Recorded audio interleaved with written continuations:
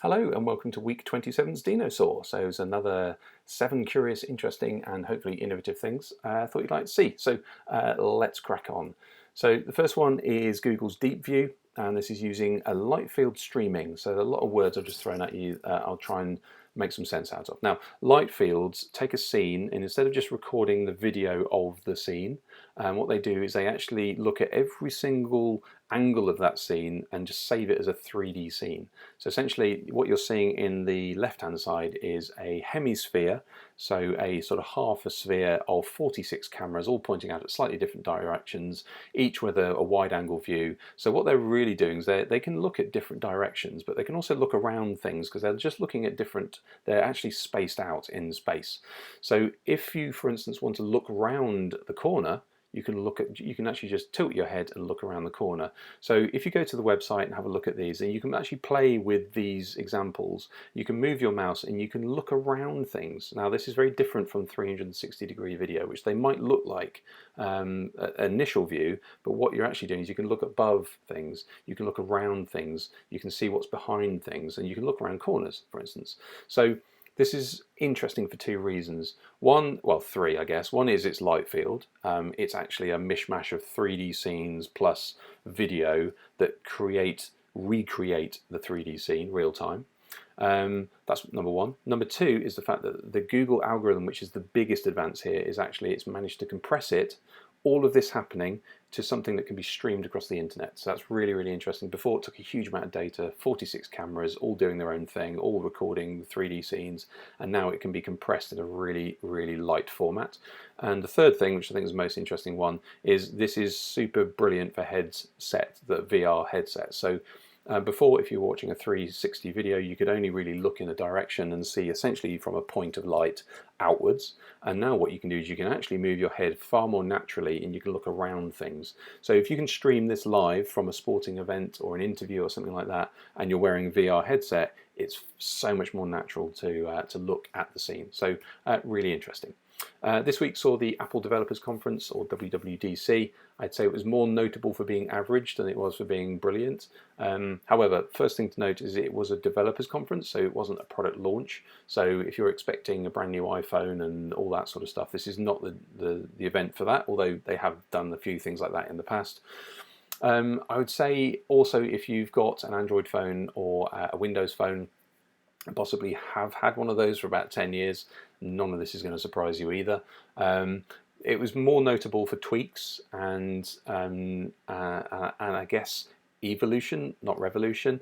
So for instance, on your homepage of your phone, interesting that Apple have now gone for complexity rather than simplicity. So they've added widgets, resizable widgets, scalable widgets, dynamic widgets, all sorts of stuff. So your homepage has now got slightly more difficult potentially to navigate, especially if you're older or if you don't find this interesting. I say if you just want to say give me a simple phone, this is maybe not the phone for you anymore. Your phone now doesn't block out the entire screen when you get a call, which has been on Android for years. Privacy is a big thing, and I'll explain a little bit of this later, but they made a massive play for privacy. They can really own this space for various reasons. And also the Apple Watch, the Apple Pencil got some updates as well as the iPad. The Apple Watch, for instance, can detect when you're washing your hands automatically. So it can now detect sort of scenes or gestures or moments. And you know, another example is these sort of micro apps, in that if you don't need to download the entire app, it can actually just download enough of the app to get you to do what you need to do, and it then deletes it a little bit later, so you don't have to commit to downloading a big app. The new iOS is called Big Sur. And again, evolution, not revolution. You'll notice that all the apps along the bottom look like iOS apps. They're all rounded, and that's no accident. They're trying to bring it together as one sort of design style. The rest of it was actually more or less you just sort of raising an eyebrow going, really? Is that all you've got? However, the big news they did have was that they are going to change from using Intel chips to ARM chips. Now, ARM are Apple's own processor chips. So that's great. Intel also supply lots of other manufacturers, so essentially they're now giving themselves a unique competitor advantage. They can go in their own direction, they don't have to wait for Intel. What they've also done, which is slightly negative or very negative in the short term, is they didn't actually announce which machines were going to get the ARM processors and when exactly. So if you are in the market for a Mac at the moment, then you'd be absolutely mad to buy one, because in possibly 3 months, 4 months, or 5 months, or whenever, we don't know, quite soon, they will actually release a new chip version of your machine. So why would you buy the old version, which they are going to probably discontinue in probably 4 years' time? So it's a little bit awkward right now. Nobody really knows whether to buy anything or not, or which machines. If you want a desktop Mac, is that going to be the first one? We were expecting the new iMac, for instance. Didn't appear. So there are two articles at the bottom of this page. One was what they did announce, a good summary of that, and also what they didn't announce. There was quite a few things we were expecting to hear and we didn't. So things like oxygen detection in Apple Watches, those sorts of things just didn't happen. Maybe next time. Fortnite also had an update, or the opposite of an update, whatever that is, and they very subtly, without any fanfare or press release, just removed police cars from Fortnite. So police cars are they're not critical within Fortnite. It's not like you have to drive them or anything. However, they are part of some missions. For instance, this one you have to destroy, or you have to find the radio parts within the emergency vehicles. They are also part of the Fortnite Creator system, which was created a couple of years ago, so you can create your own levels. So that they are part of Fortnite. However, they just disappeared. So this is some footage of when they did actually still exist. Let's say Epic Games, who create Fortnite, have not put out any statement on this, and clearly it's to support Black Lives Matters and also against the anti-police brutality movement, or with them against anti-police brutality. Epic Games have a history of supporting causes like this, so clearly that's what it's about. But also, you don't really want police cars as what you're seeing right now, being some sort of video I guess platform really for people making their own content as well about this. So it might be a purely supportive thing, but it might be a little bit actually we just don't want this sort of stuff getting out there. We don't want police cars in our cities. So really interesting how lots of companies are supporting the Black Lives Matter movement in very subtle and very interesting ways. The UK government has invested in its own satellite network. Now, when I say invested, it's not a huge amount, although it's £500,000. That's quite a lot for. But on the grand scheme of things, when you consider OneWeb, who they've invested into, have already spent over £2 billion developing this, half a million is not a huge amount. So what this is about when we have left Europe, obviously through Brexit, then we have lost any access to the European satellite navigation system. So the American version, which is called GPS, which is originally for the army, and it was very, very accurate, and there was supposed to have been a commercial version which was not so accurate. Turns out nobody could use that one. It was just useless. So everybody got the military grade GPS system. Obviously, if something happens to that, then you need a backup, which is why Europe said, well, we need our own version. We can't just rely on America because we have to license it as well. So they wanted their own version of that as well, which is what Galileo was. Now we've lost access to Galileo.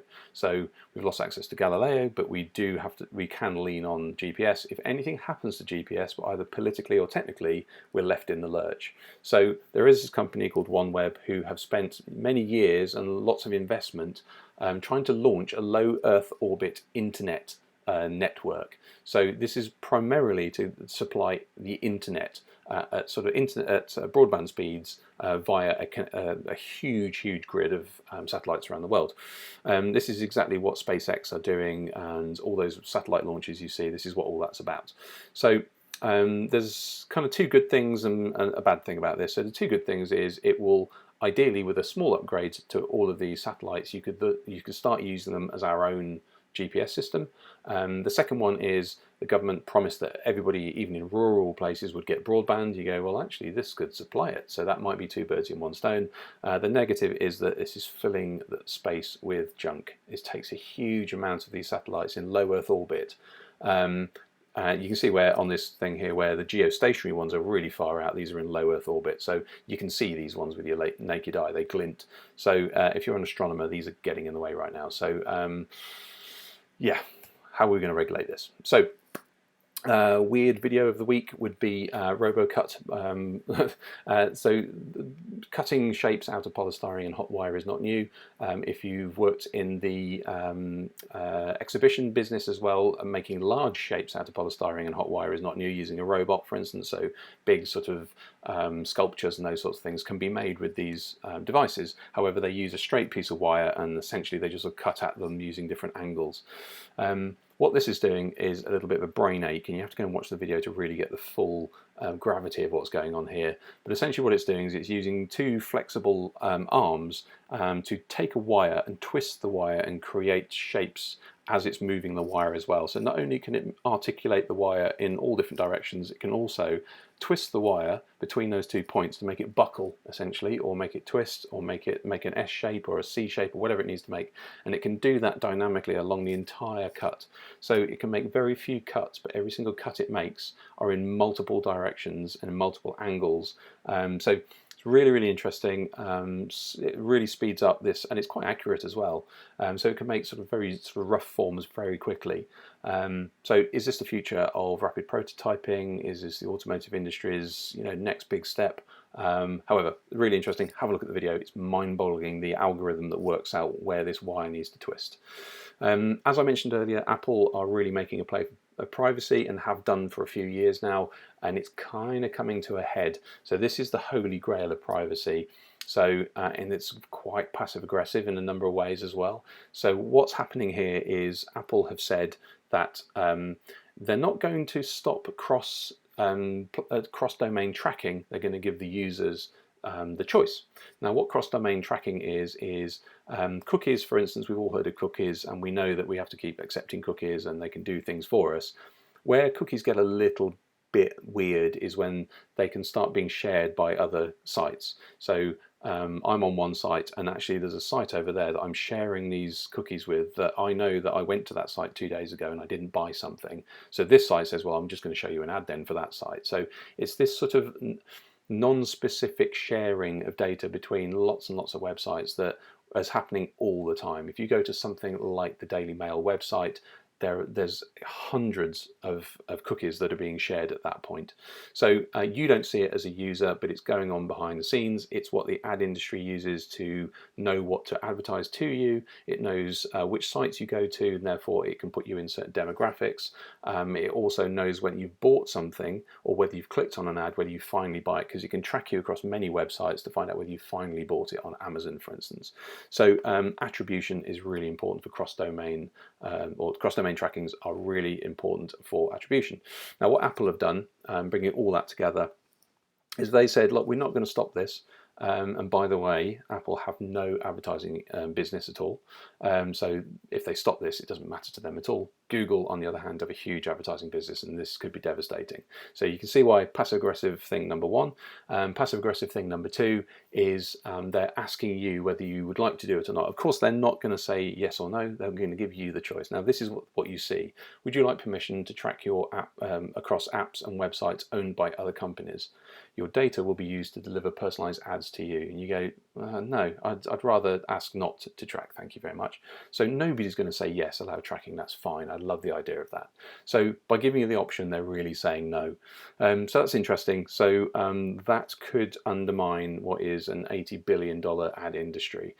So we'll see how the industry reacts to that. So that could be big news. Of course, Apple have their own version of this because they know that you must need to attribute adverts to sales. So if you are on an Apple platform and you've got Apple ads, for instance, or so you've got an Apple app that is running ads, then you can actually attribute an ad to a sale, but only within the ad structure. So they've got their own version of it, and it all works nicely, and it's very private. But this kind of crazy world of cross-domain cookies is going to get a bit of a shake-up pretty soon. And finally, Basecamp's Haymail.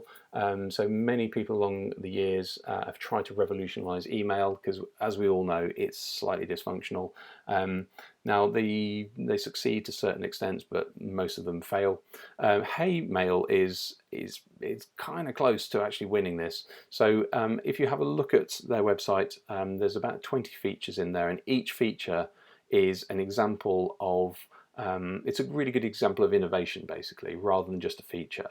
So it's very much about what's not working, how could this work, and then turning it into an actual product. So for instance, how would you search for an attachment that you knew you got last week?